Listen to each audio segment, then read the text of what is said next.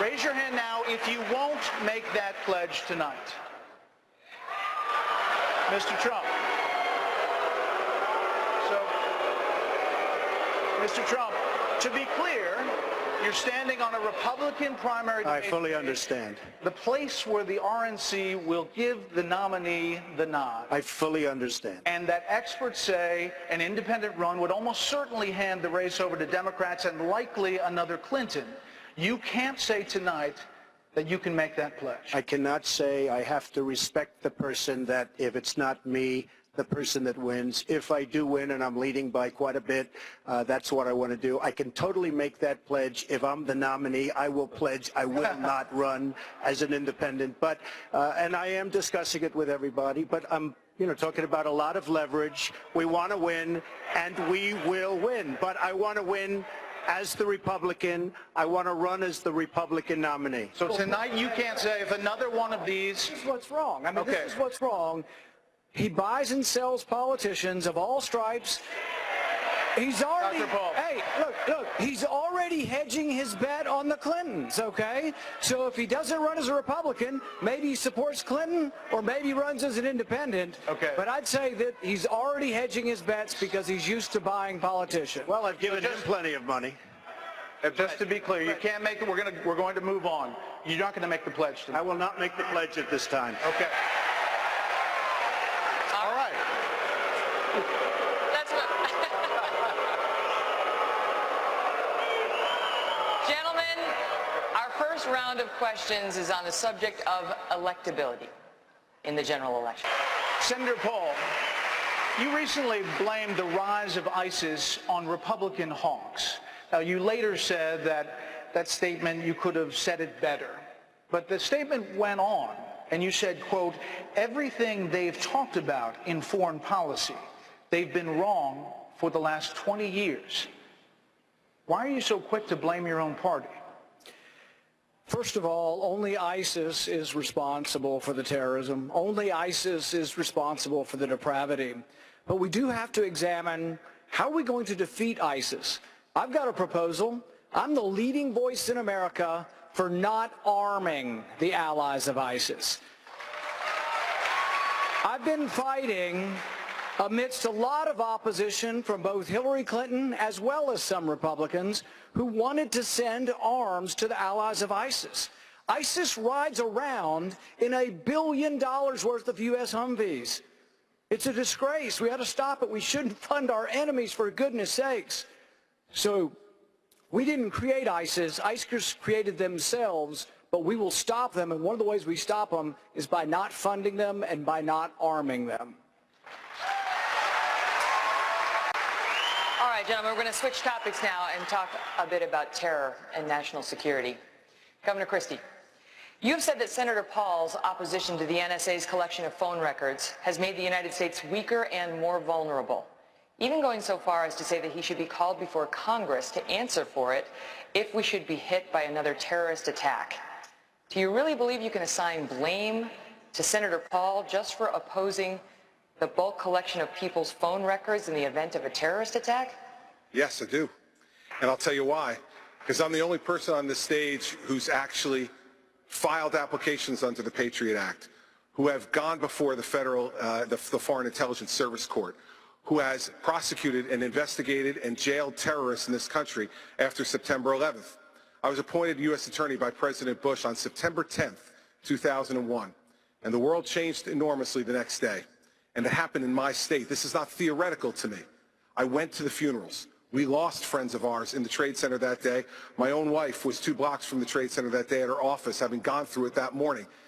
When you actually have to be responsible for doing this, you can do it, and we did it for 7 years in my office, respecting civil liberties and protecting the homeland. And I will make no apologies ever for protecting the lives and the safety of the American people. We have to give more tools to our folks to be able to do that, not fewer, and then trust those people and oversee them to do it the right way. As president, that is exactly what I'll do. Megan, may I respond? Go ahead, sir. I want to collect more records from terrorists, but less records from innocent Americans. The Fourth Amendment was what we fought the revolution over. John Adams said it was the spark that led to our war for independence. And I'm proud of standing for the Bill of Rights, and I will continue to stand for the Bill of Rights. And Megan, that's a completely ridiculous answer. I want to collect more records from terrorists, but less records from other people. How are you supposed to know, Megan? Use the Fourth Amendment. How are you supposed Use to? the Fourth No, I'll Amendment. tell you how you Get a warrant. Let me tell you something. Get a judge to sign when the warrant. Senator. Wait, Governor Christie, make your point. Listen, Senator, when you're sitting in a subcommittee just blowing hot air about this, you can say things like that. When you're responsible for protecting the lives of the American people, then what you need to do is to make sure that you use the system the way it's supposed to work. Here's the problem, Governor. You fundamentally misunderstand the Bill of Rights. Every time you did a case, you got a warrant from a judge. I'm talking about searches without warrants, indiscriminately of all Americans' records, and that's what I fought to end. I don't trust President Obama with our records. I know you gave him a big hug, and if you want to give him a big hug again, go right ahead. Go ahead, Governor. And Senator Paul, the hugs that I remember are the hugs that I gave to the families who lost their people on September 11th. Those are the hugs I remember, and those had nothing to do with politics, unlike what you're doing by cutting speeches on the floor of the Senate, then putting them on the internet within a half an hour to raise money for your campaign, and while still putting our country at risk. All right, we're going to cut it off there. We have plenty more we want to get to. That was an interesting exchange. Thank you for that. But I want to move on because I have, we're going to get to you, Governor, but I really want to get to a Facebook questioner. His name is Senator Paul. In the wake of the Supreme Court's ruling on same-sex marriage, Carol Fox on Facebook wants to know the following. Quote, what will you do to ensure Christians are not prosecuted for speaking out against gay marriage? And will Christians be forced to conduct business that conflicts with their religious beliefs? Look, I don't want my marriage or my guns registered in Washington. And if people have an opinion that's a religious opinion that is heartily felt, obviously they should be allowed to practice that, and no government should interfere with them. One of the things that really got to me was the thing in Houston where you had the government, the mayor, actually trying to get the sermons of ministers. When the government tries to invade the church to enforce its own opinion on marriage, that's when it's time to resist. Governor Walker. Doctor. Senator Paul, would you tear up the deal on day one? I oppose the Iranian deal and will vote against it. I don't think that the president negotiated from a position of strength, but I don't immediately discount negotiations. I'm a Reagan conservative. Reagan did negotiate with the Soviets. But you have to negotiate from a position of strength, and I think President Obama gave away too much too early. If there's going to be a negotiation, you're going to have to believe somehow that the Iranians are going to comply. And I asked this question to John Kerry. I said, do you believe they're trustworthy? And he said, no. And I said, well, how are we going to get them to comply? I would have never released the sanctions before there was consistent evidence of compliance. Governor Huckabee, what do you think about what Senator Paul just said? Ronald Reagan said, Senator Paul, the first budget you proposed as senator cut all financial aid to Israel. You have since changed your view on that issue. What made you change your mind? Well, let's be clear. I'm the only one on the stage who actually has a 5-year budget that balances. I've put pencil to paper, and I've said I would cut spending, and I've said exactly where.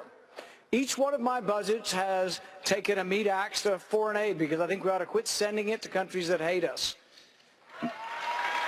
I think we ought to quit sending it to countries that burn our flag. Israel's not one of those, but even Benjamin Netanyahu said that ultimately they will be stronger when they're independent. My position is exactly the same. We shouldn't borrow money from China to send it anywhere, but why don't we start with eliminating aid to our enemies? Okay, but you still say that Israel could be one of the countries that is cut from financial aid.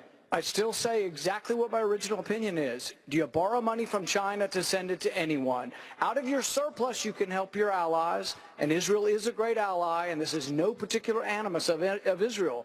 But what I will say, and I will say over and over again, We cannot give away money we don't have. We do not project power from bankruptcy court. We're borrowing $1 million a minute. It's got to stop somewhere.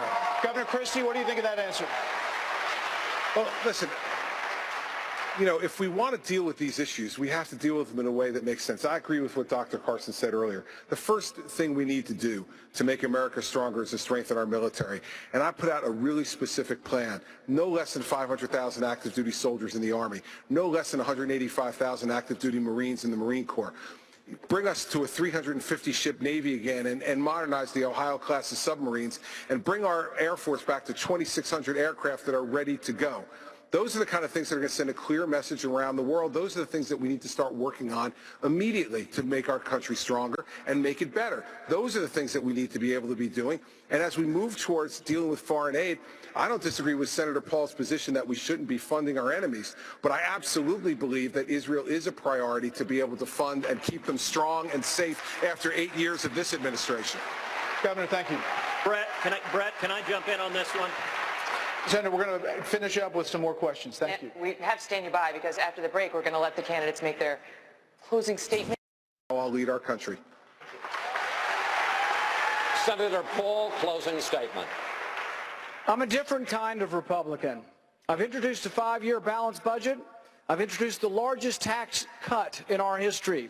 I stood for 10.5 hours on the Senate floor to defend your right to be left alone. But I've also gone to Chicago, I've gone to Detroit, I've been to Ferguson, I've been to Baltimore, because I want our party to be bigger, better, and bolder, and I'm the only one that leads Hillary Clinton in 5 states that were won by President Obama. I'm a different kind of Republican. Senator Marco